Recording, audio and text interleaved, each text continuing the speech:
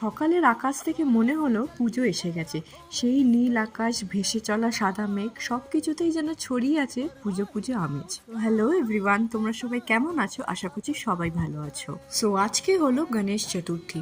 যদিও ব্যস্ততার কারণে ভিডিওটা পোস্ট করতে একটু ডিলে হয়ে গেছে, কিন্তু বাপ্পার পুজো বলে কথা তোমাদের সাথে শেয়ার না করে পারি। তো সকালেই উঠে প্রথমে ঘর দৌড়টাকে পরিষ্কার পরিচ্ছন্ন করে সুন্দর করে গুছিয়ে নিয়েছিলাম। তারপর আমি ফ্রেশ হয়ে এখানে বাপ্পার আয়োজন সব কিছু করতে শুরু করলাম। তারপর ভালো করে টেবিলটাকে গুছিয়ে নিয়ে তার উপরে সুন্দর কাপড় পেতে জল চৌকি বসিয়ে দুব্বটাকে সাজিয়ে আমি আমার বাপ্পাকে বসালাম। তো বাপ্পার জন্মদিন বলে কথা, তাই জন্য তাকে সুন্দর করে একটু স্নান করিয়ে নিই। তারপর চন্দন, হলুদ আর সিঁদুরের টিপ পরিয়ে দিলাম। তারপর একটা পৈতে বানিয়ে নিয়ে তার গায়ে আমি পৈতেটাকে পরিয়ে দিলাম। এবার তোমাদেরকে আমি একটা কথা বলি, দেখো আমি কিন্তু নিজে নিজেই পুজো করছি, তাই হয়তো সব নিয়ম পার্টিকুলারভাবে নাও আমি ঠিকভাবে করতে পারি। আমার তরফ থেকে যদি কোনো রকম ভুল হয়ে থাকে আমি তোমাদের কাছে ক্ষমা প্রার্থী। আর তোমরা অবশ্যই আমাকে কমেন্টে কোনটা ঠিক সেটা জানিয়ে দিও। এরপর বাপ্পাকে নিবেদন করা হলো তার পছন্দের প্রসাদ, সেটা হলো মোদক, সাথে লাড্ডু আর অনেক রকম ফলও ছিল। এরপরে তাকে ফুল দিয়ে সুন্দর করে সাজানো হলো। আমি জানি না যে কতটা আমি নিয়ম মেনে পুজো করতে পেরেছি, বা যতটুকুই করেছি আমি কিন্তু নিজের মন থেকেই করেছি।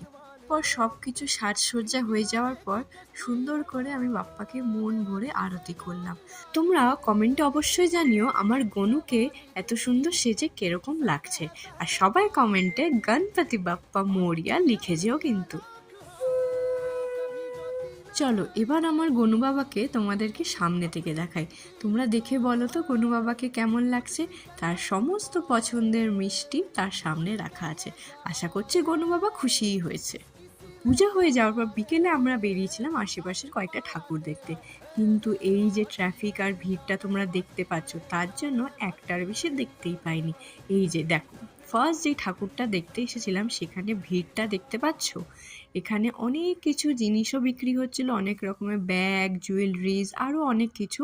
তারপর সেই ভিড় পেরিয়ে আমরা ফাইনালি মন্দিরে গেলাম, কিন্তু সমস্যাটা হচ্ছে আমাদের পৌঁছতে পৌঁছতেই মন্দির বন্ধ হয়ে গেছিল।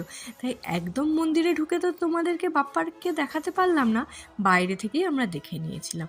দিয়ে তারপর দেখে বেরিয়ে এসে পেট পুজো না করলে হয়, তাই একটু ফুচকা খেয়ে নিয়েছিলাম।